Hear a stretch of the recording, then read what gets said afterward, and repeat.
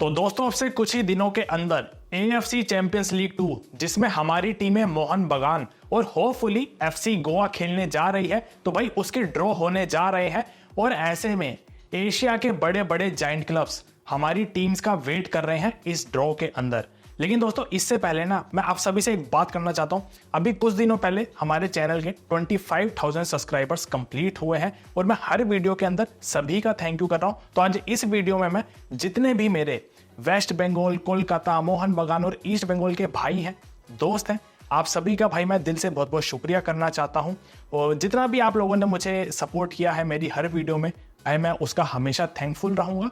और एक बात और है, अपना देश भाई का অন্তর ठेके होने एक दोनों बात और आमी अपना देर भालोबाशी। भाई गलत बोला हो तो मुझे माफ कर देना, लेकिन मुझे जहां तक लगता है मैंने सही बोल दिया है, ठीक है। और होपफुली एक दिन सॉल्ट लेक स्टेडियम में मोहन बगान वर्सेस ईस्ट बंगाल की कोलकाता डर्बी साथ बैठकर देखेंगे। अभी यहां से भाई सबसे पहले कमेंट सेक्शन के अंदर ना अपने ना ग्रुप की प्रेडिक्शन कर दो। क्या लगता है मोहन बगान के लिए सबसे बेस्ट ग्रुप कौन सा हो सकता है और कौन सा सबसे वर्स्ट ग्रुप हो सकता है मोहन बगान के लिए। सारे अपनी ग्रुप की प्रेडिक्शन ना कमेंट सेक्शन में बता सकते हो। साथ में भाई आप लोगों से रिक्वेस्ट है, जिसने भी चैनल को सब्सक्राइब नहीं किया ना, चैनल को भी सब्सक्राइब कर देगा। आप लोग सब्सक्राइब करते हो ना तो भाई बड़ा अच्छा लगता है दिल को। और सब्सक्राइब इसलिए भी कर लेना ताकि मोहन बगान से रिलेटेड या जितना भी इंडियन फुटबॉल से रिलेटेड कंटेंट है वो सारा आपके पास आता रहे।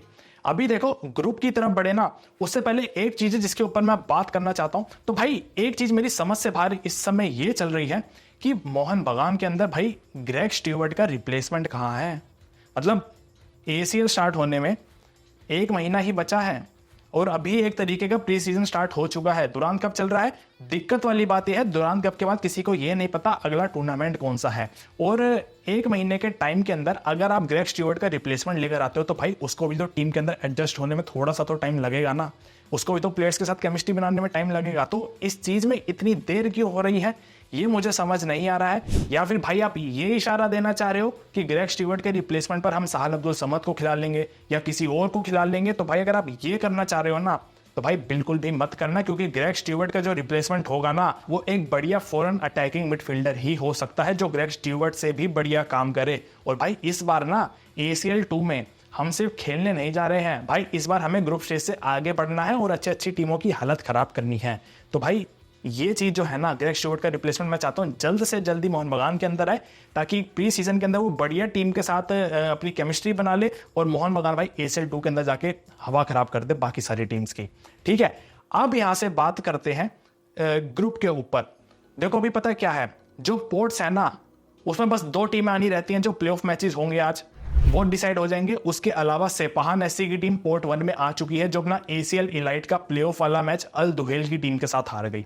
तो वो हारने से सेपाहान SC पोर्ट 1 में आ चुकी है और अब सिर्फ 2 टीमें बची हैं पोर्ट 4 के लिए, वो भी आज पता चल जाएगी। तो अब इसको देखते हुए जितने पोर्ट हैं हमारे सामने, पोर्ट 1, पोर्ट 2, पोर्ट 3, पोर्ट 4, इनको देखें ना तो भाई सबसे पहले हम अपना वर्स्ट ग्रुप बनाना स्टार्ट करते हैं कि मोहन बगान के लिए सबसे खराब ग्रुप क्या हो सकता है। तो भाई सबसे पहले पोर्ट 1 की टीम्स के ऊपर नजर डालें ना तो पोर्ट 1 में हमारे सामने कौन कौन आ रही है। अल नसर आ रही है, सेपाहान SC आ रही है, अल अहली आ रही है और अल वसल आ रही है। तो भाई ये जो पोर्ट 1 की टीमें है ना, यहां देखो कोई भी टीम ऐसी नहीं है जिसको हम ये बोल सके कि हमारे लिए बेस्ट होगी और हमारे लिए वर्स्ट होगी। भाई यहाँ सारी ही टीमें ना एक से बढ़ के एक है और आप यहां ना किसी को भी अवॉइड कर नहीं सकते हो। पता क्या रीजन है, देखो अल नसर के बारे में सबको पता है, मुझे बताने की जरूरत नहीं है, लेकिन मैं फिर भी एक एक करके इन सारी टीमों की फटाफट से ओवरव्यू देता हूं, थोड़ी बहुत डिटेल दे देता हूं ताकि हमें पता चल जाए कि भाई पोर्ट 1 में से जो हमारे सामने आएगा वो कैसा हो सकता है। अल नसर की भाई देखो इस समय मार्केट वैल्यू चल रही है 1160 करोड़ के आसपास, ठीक है।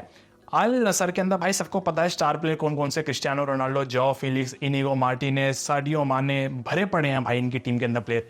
11 फॉरेन प्लेयर्स हैं इस अल नसर के अंदर और 16 नेशनल टीम के प्लेयर्स हैं जो सऊदी की नेशनल टीम में खेलते हैं। तो ये तो हो गई एक तरफ अल नसर। अब इसके बाद आती है सेपाहान SC की टीम जिनकी मार्केट वैल्यू इस समय चल रही है 156 करोड़। ईरान की लीग में इन्होंने 2nd नंबर पे फिनिश किया था और जो ये सेपाहान SC की टीम है ना, इस टीम के अंदर 2 ही फॉरेन प्लेयर है और 8 ईरान के नेशनल टीम के प्लेयर हैं। तो भाई अब समझ जाओ तुम, अगर ईरान के नेशनल टीम के प्लेयर है ना तो फॉरेन प्लेयर होने या ना होने से कोई फर्क नहीं पड़ता है, वही भाई काफी है इस ग्रुप के अंदर। सेपाहान के बाद अगर अल वसल की टीम के ऊपर बात करें ना तो भाई UAE की लीग के अंदर इन्होंने 4th नंबर पे फिनिश किया था अल वसल की इस समय मार्केट वैल्यू चल रही है 384 करोड़। मतलब भाई जो स्टार प्लेयर्स है ना वो बड़े पड़े हैं इस अल वसल की टीम के अंदर। बहुत सारे प्लेयर ऐसे हैं जिनकी मार्केट वैल्यू 40 करोड़ 50 करोड़ जा रही है। ठीक है, उसके बाद इसी अल वसल की टीम के अंदर 17 फॉरेन प्लेयर हैं भाई साहब, 17 फॉरेन प्लेयर और 7 नेशनल टीम के प्लेयर हैं जो यूएई की फर्स्ट टीम के अंदर खेलते हैं। तो अब तुम खुद अंदाजा लगा लो, ये अल वसल हो गई, अल नसर हो गई, इनके अंदर भाई फॉरेन प्लेयर कितने ज्यादा हैं। मतलब ऊपर से नेशनल टीम के भी प्लेयर इतने ज्यादा है कि भाई यहां से तो आप किसी को अवॉइड कर ही नहीं सकते हो। इवन इसके बाद कतर की ही अल अहली की टीम आ रही है जिन्होंने कतर की लीग में 4th नंबर पे फिनिश किया था। अल अहली की टीम की मार्केट वैल्यू इस समय 175 करोड़ चल रही है और इस टीम के अंदर भाई जो सबसे बड़ा इनका स्टार प्लेयर है वो जर्मन के लेफ्ट विंगर जूलियन ड्रेक्सलर है भाई, जिसको शायद हर फुटबॉल फैन जानता होगा। इवन इसके अलावा इस अल अहली की टीम के अंदर 15 फॉरेन प्लेयर्स हैं और 2 नेशनल टीम के प्लेयर हैं। मतलब भाई नेशनल टीम के प्लेयर तो आप फिर भी साइड हटाओ, ये पोर्ट 1 के अंदर जो ये टीमें हैं ना, यहाँ फॉरेन प्लेयर्स की भरमार है भाई साहब। यहाँ आप किसी को अवॉइड कर ही नहीं सकते हो। अल नसर कितने प्लेयर लेके बैठी हुई है? 11 फॉरेन प्लेयर लेकर बैठी हुई है। अल वसल की टीम 17 फॉरेन प्लेयर लेकर बैठी हुई है। उसके बाद ये अल अहली की टीम 15 फॉरेन प्लेयर लेकर बैठी हुई है। और उधर एक और वो सेपाहान एससी की टीम, उनके पास फॉरेन प्लेयर इतने ज्यादा नहीं है, लेकिन ईरान की फर्स्ट टीम से 8 नेशनल टीम के प्लेयर लेकर बैठे हैं। तो भाई साहब ये पोर्ट 1 है आपका।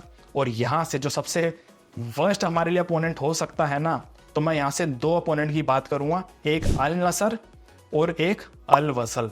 भाई ये दोनों टीमें ऐसी हैं जो हमारे लिए सबसे वर्स्ट अपोनेंट होंगे। देखो अल नसर के आने से बहुत सारे लोग खुश भी होंगे कि भाई रोनाल्डो शायद से आ जाएंगे इंडिया में, तो वो एक अलग चीज है। लेकिन अगर अल नसर को साइड हटाए तो भाई फिर यहाँ से पोर्ट 1 से अल वसल एक वो टीम है जो हमारे लिए बहुत फर्स्ट ग्रुप बनाती है मोहन बगान के लिए। पोर्ट 1 से इनको अगर अवॉइड कर देंगे तो शायद में भी थोड़ा सा बेटर है, वरना तो पोर्ट 1 के अंदर सारी टीमें ही भाई एक से बढ़ के एक है। पोर्ट 1 के बाद अगर आप पोर्ट 2 के ऊपर नजर डालें ना, तो भाई पोर्ट 2 में टीमें आ रही हैं ईरान की इस्तिकलाल एफसी, उज्बेकिस्तान की एंडीजोन एफसी, इराक की अल ज़ोरा और जॉर्डन से अल हुसैन।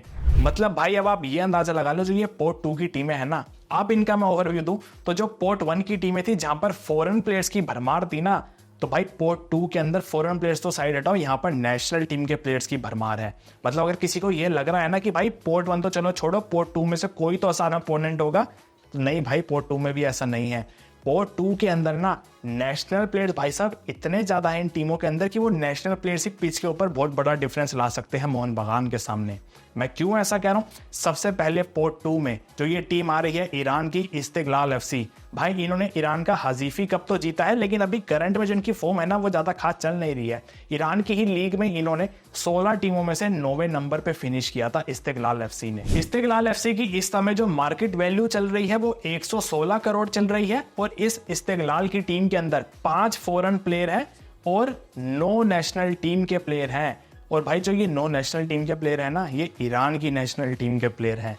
तो मतलब तुम ये अंदाजा लगा लो, जो ये पोर्ट 2 की टीमें है ना, यहाँ पर फॉरेन प्लेयर की बात तो है ही नहीं, यहाँ पर जो नेशनल टीम के प्लेयर है ना भाई, ये बहुत डिफरेंस डाल सकते हैं पिच के ऊपर। इस्तिकलाल की टीम के बाद अब जो ये एक और टीम आ रही है ना, एंडीजोन एफसी, भाई उज्बेकिस्तान के कप विनर ये रह चुके हैं, लीग में 9वें नंबर पे थे ये। इनकी मार्केट वैल्यू 45 करोड़ के आसपास है। फॉरेन प्लेयर एंडीजोन के पास 5 है और नेशनल टीम के प्लेयर बस एक ही है इस एंडीजोन एफसी के पास। तो मतलब अभी जो ये टीमें है ना, एंडीजोन इसमें से अभी एक ऐसी लग रही है जो थोड़ी सी ठीक है, क्योंकि इसके बाद जो ये अल ज़ोरा की टीम है ना, ये इराक की लीग में रनर अप रह चुके हैं। अल ज़ोरा की मार्केट वैल्यू इस समय 61 करोड़ के आसपास चल रही है और इस अल ज़ोरा की टीम में 6 फॉरेन प्लेयर हैं और 10 नेशनल टीम के प्लेयर है, यानी 10 इराक की नेशनल टीम के प्लेयर हैं। तो भाई अल ज़ोरा के पास भी इराक के नेशनल टीम के प्लेयर्स की भरमार है। और मैं क्यों बार बार कह रहा हूँ भाई, देखो तुम खुद अंदाजा लगा सकते हो इराक के नेशनल टीम के प्लेयर कैसे होंगे, ईरान के नेशनल टीम के प्लेयर कैसे होंगे, उज्बेकिस्तान की नेशनल टीम के प्लेयर कैसे होंगे। तो ये बहुत डिफरेंस ला सकते हैं पिच के ऊपर। इवन इसके बाद जो ये एक और टीम आ रही है ना, अल हुसैन, ये जॉर्डन की लीग के चैंपियन है भाई। इनकी मार्केट वैल्यू 43 करोड़ चल रही है। 5 फॉरेन प्लेयर है अल हुसैन के पास, लेकिन 11 नेशनल टीम के प्लेयर हैं। जॉर्डन की टीम के 11 नेशनल टीम के प्लेयर इस अल हुसैन की टीम के अंदर हैं। और भाई जॉर्डन देखो, सबको पता है एएफसी एशियन कप के अंदर वो फाइनल में गए थे भाई, तो उनके नेशनल टीम के प्लेयर कैसे होंगे। अगर पोर्ट 1 पूरा फॉरेन प्लेयर्स के ऊपर था तो पोर्ट 2 भाई पूरा नेशनल टीम के प्लेयर्स के ऊपर है। और इस पोर्ट 2 में से कोई भी टीम अगर मोहन बगान के सामने जो डिफरेंस ला सकती है तो वो नेशनल टीम के प्लेयर ला सकते हैं भाई। क्योंकि देखो आपको पता है इराक के नेशनल टीम के प्लेयर, जॉर्डन के नेशनल टीम के प्लेयर, ईरान के नेशनल टीम के प्लेयर कैसे हैं, और मोहन बगान के पास जो भाई देखो हमारे इंडिया के प्लेयर्स हैं, इनकी क्वालिटी में और उनकी क्वालिटी में तो भाई बहुत फर्क होने वाला है। तो यहाँ देखो कहीं ना कहीं मोहन बगान को दिक्कत तो आएगी, लेकिन फिर भी पोर्ट 2 में से जो हमारे लिए सबसे मुश्किल अपोनेंट होने वाला है, तो भाई देखो मैं ऐसा मानता हूं एंडी जॉन की टीम को साइड हटा देना तो ये बाकी की जो तीनों टीमें हैं ना, चाहे इस्तिकलाल हो गई, चाहे अल जोरा हो गई, चाहे अल हुसैन हो गई, ये तीनों ही टीमें भाई कहीं ना कहीं हमें जबरदस्त टक्कर देने वाली है। लेकिन मैं फिर भी ऐसा मानता हूं अगर कोई इनमें से जो सबसे ज्यादा मुश्किलें हमें देगा तो भाई वो इस्तिकलाल एफसी की टीम है, जो हमें काफी ज्यादा टक्कर दे सकते हैं। अल जोरा अल हुसैन भी कम नहीं है भाई, वो भी कम नहीं है, वो भी मतलब बढ़िया वाली टक्कर दे देंगे। लेकिन इन तीनों में से किसी एक को पिक करना है तो मैं यहाँ पर इस्तिकलाल एफसी के साथ जाऊंगा। तो भाई ये वर्स्ट ग्रुप के अंदर एक तो हमारी पोर्ट 1 में से या तो अल नसर या फिर अल वसल आ रही है, और पोर्ट 2 में से इस्तिकलाल एफसी आ रही है।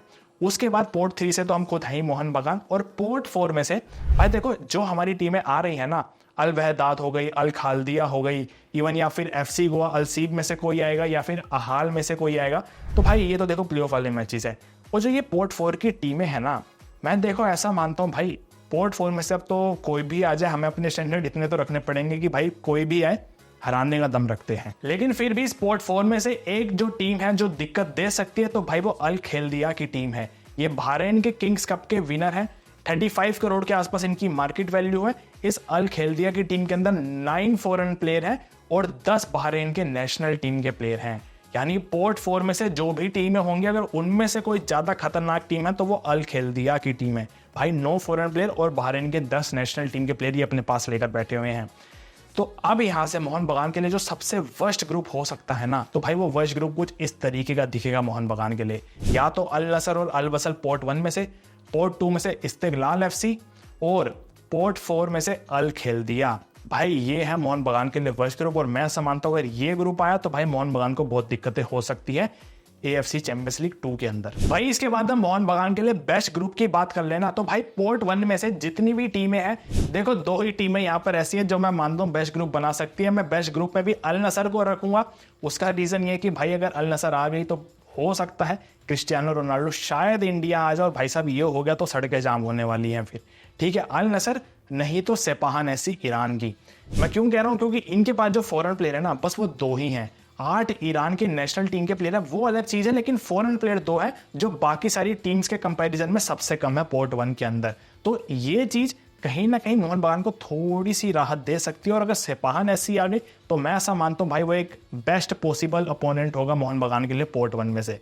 पोर्ट 1 में से या तो अल नसर या फिर सेपाहान ऐसी। अल नसर बस एक रोनाल्डो की वजह से। ठीक है, पोर्ट 2 में से जितनी ये सारी टीमें हैं ना, चाहे इस्तिकलाल हो गई, एंडी जॉन हो गई, अल जोरा हो गई, अल हुसैन हो गई, भाई ये अल जोरा और अल हुसैन को मैं साइड हटा रहा हूं। एंडी जॉन एक टीम है जिसको मैं चाहता हूं आ जाए, ये बेस्ट हमारे लिए अपोनेंट हो सकते हैं। इसका रीजन ये है इनके पास फॉरेन प्लेयर भी कम है और इनके पास उज्बेकिस्तान के नेशनल टीम के प्लेयर भी कम है। फॉरेन प्लेयर इनके पास 5 है और नेशनल टीम का प्लेयर 1 ही है, जो बाकी सारी टीम्स के कंपैरिजन में नेशनल प्लेयर सबसे ज्यादा कम है एंडी जोन के पास। अल जोरा भी भाई अपने पास बहुत नेशनल टीम के प्लेयर लेकर बैठी है और अल हुसैन भी बहुत सारे लेकर बैठी हुई है। तो एंडी जोन उज्बेकिस्तान का एक क्लब है जो मेरे को लगता है बेस्ट पॉसिबल अपोनेंट होगा मोहन बगान के लिए पोर्ट 2 में से। पोर्ट 4 में से भाई देखो कोई भी आ जाए, बस अल खेल्दिया ना है। अगर ये आ गई ना एक अहाल एफसी, ये जो टीम है इनके पास मार्केट वैल्यू 3 करोड़ है भाई, और इस टीम के अंदर 0 फॉरेन प्लेयर है। तुर्कमेनिस्तान की इन्होंने लीग में रनर अप रहे थे और नेशनल टीम के प्लेयर भी बस 4 ही है इस अहाल एफसी की टीम के पास। तो भाई मोहन बगान के लिए इस समय जो सबसे बेस्ट ग्रुप बन सकता है ना, तो पोर्ट 1 में से या तो अल नसर और या फिर सेपाहान एफसी, पोर्ट 2 में से उज्बेकिस्तान की एंडी जोन एफसी, पोर्ट 3 से तो मोहन बगान है ही खुद, और पोर्ट 4 में से ये जो अहाल एफसी की टीम है तुर्कमेनिस्तान की जो लीग की रनर अप रही है। भाई ये मोहन बगान के लिए सबसे बेस्ट ग्रुप हो सकता है और इस ग्रुप में से हाई चांसेस है कि हम यहाँ से आगे बढ़ के ग्रुप स्टेज से अगले राउंड में जा सकते हैं। तो ठीक है भाई, आज की वीडियो में बस इतना ही। आप लोगों के क्या थॉट्स हैं, आपको क्या लगता है मोहन बगान के लिए कौन सा ग्रुप सबसे बेस्ट हो सकता है और कौन सा ग्रुप सबसे वर्स्ट हो सकता है? सारी चीजें अपनी ग्रुप की प्रेडिक्शन कमेंट सेक्शन में बता सकते हो और मैं उम्मीद करता हूं आप लोगों को वीडियो पसंद आई होगी। वीडियो पसंद आए तो यार वीडियो को लाइक कर देना, चैनल को भी सब्सक्राइब कर देना ताकि आगे की वीडियोस आप लोगों के पास आती रहे। तब तक मिलते हैं अगली वीडियो में अगली कहानी के साथ। जय हिंद।